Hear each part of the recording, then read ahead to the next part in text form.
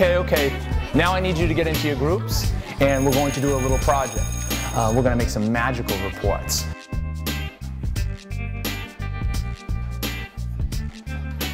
And I'm going to give you some materials, and I want you to illustrate in any style that you want.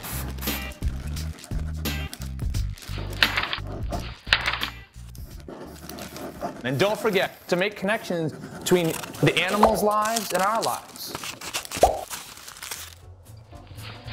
So, I think it all started on the bus. I remember everyone counting off, including the adults. I need students 1 through 12 with me, please. 1 through 12. And Mr. Fitz divided us into small groups, each one with their own chaperone. And then each chaperone got a packet from Mr. Fitz with several worksheets and other activities he wanted us to do at the aquarium. I think he got some of these from the aquarium website. So when the bus arrived at the aquarium, Mr. Fitz went straight to the booth and got exactly the right number of tickets. Oh, he also found out the when and where for our lunch.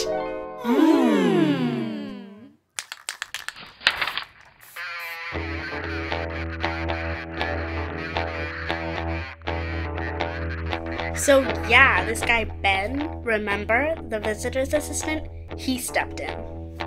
He was cool. He had this big walkie-talkie and knew where every animal in the aquarium was. He also laid down some rules for us to follow, like no chewing gum, because it can end up in the penguin's feathers. Ew, there's like stuff.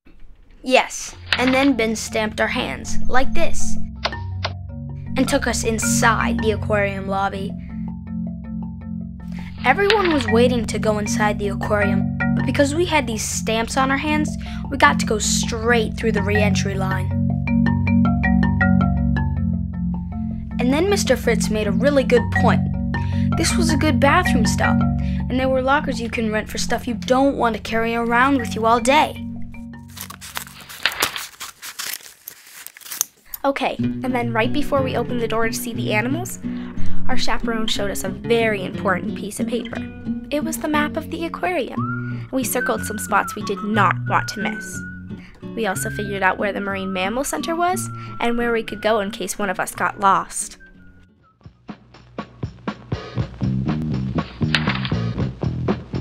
To properly explore the New England Aquarium, we recommend having a plan. Make a list of animals you know you don't want to miss. Go to the website's Animals and Exhibits section and find the animal's location, noting them on your map before you arrive. If you have any problems finding them, just find someone with the aquarium logo on their shirt and they can direct you. The first animals we saw were the penguins. I mean, you couldn't not see the penguins.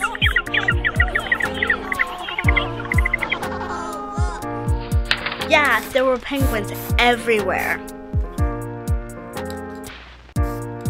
But they became more like individual people when our chaperone pointed out that penguin mates have matching bracelets. And I even found out that the water they swim in is from the Boston Harbor, which made me think a bit more about what Mr. Fitz was saying about connections.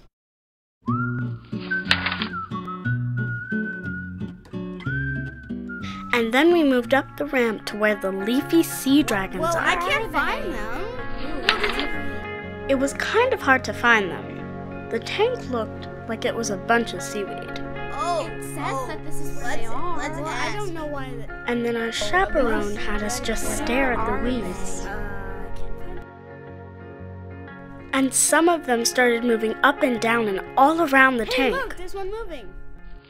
We started to realize that there's probably a ton of fish in there that no one ever notices. Every tank can be rewarding if you give it a chance. Choose a spot in a tank that doesn't have so many fish, and you'll be surprised at the animals that will appear. Yeah, there were actually some very sneaky fish in that tank, and I also discovered that they can be found in marshes all around Boston. That was when I think I started getting what Mr. Fitz wanted us to find in the aquarium. It was kind of like these tanks were becoming these really neat windows into the oceans all over the world. And then we moved up another ramp to a place where we can get a little wet.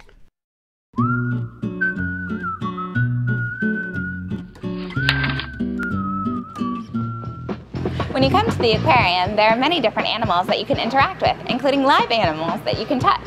You just want to make sure that you're gentle with them and that you ask a staff member before you touch anything.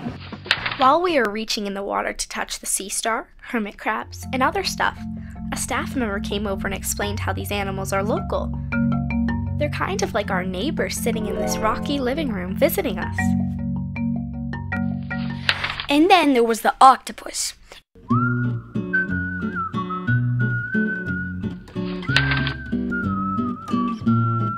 It was so cool really seeing one alive, not like in a book. I really wanted to record what a real octopus looks like, and a chaperone had a great idea. Students should bring a notebook or other ways to record their visit.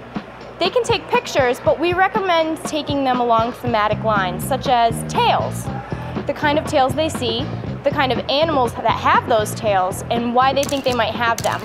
They could also take pictures of different color patterns they see, or other jobs they might find at the aquarium. I picked mouths for my theme, and here are just a few of the mouths I found.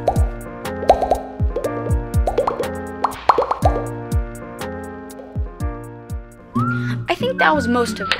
But oh yeah, I almost forgot. Before we left, we had our lunch in the cafe. And we watched a 3D movie in the IMAX theater. And I got a stuffed penguin from my auntie in the gift shop. Oh, and Mr. Fitz also told us the next time we come back, we can take an explorer class. I want to learn more about the penguins.